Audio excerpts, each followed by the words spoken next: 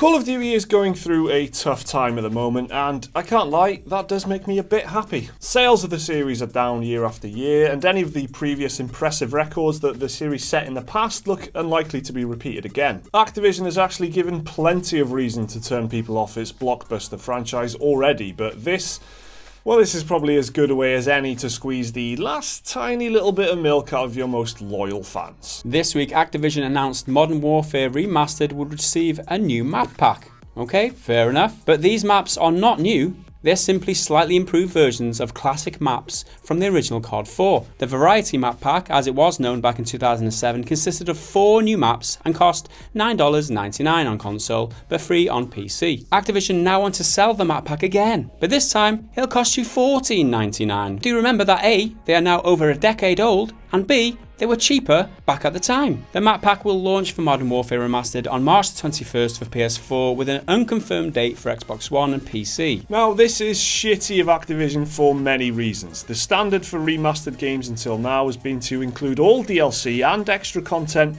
with the remastered game, just to give gamers the full experience. But Activision have found a delightful new way to nickel and dime everybody by repackaging a decade-old DLC pack and selling it as new for more money. On top of this horse shit, the map pack will also include 10 rare supply drops, a microtransaction feature that came under heavy fire upon release. So if paying $15 for old DLC wasn't enough, they take the package a step further with their microtransactions thrown in as well. What is especially ridiculous though is the fact that you can't even buy Modern Warfare Remastered on its own. It's not a standalone product. The game itself literally is bonus content. If you want to play Modern Warfare Remastered, you have to buy the Digital Deluxe or Legacy Edition of Infinite Warfare, which itself costs £60 in the UK or $75 if you're in the US. So to summarise, this is 10-year-old DLC, more expensive than it was back then, bundled with microtransactions for a game that is available only as a premium extra for another game, which itself is the 12th annual iteration we've had in a row. Yeah, so that kind of sums it up nicely. There's so much bullshit tied up in this. This is like the culmination of all of Activision squeezing and milking of its fans. This is how much further can it go? You know how I feel about this type of DLC bullshit shenanigans. This is DLC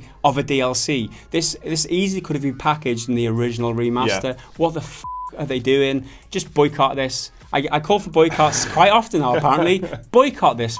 They're separating. They're already like very niche player base.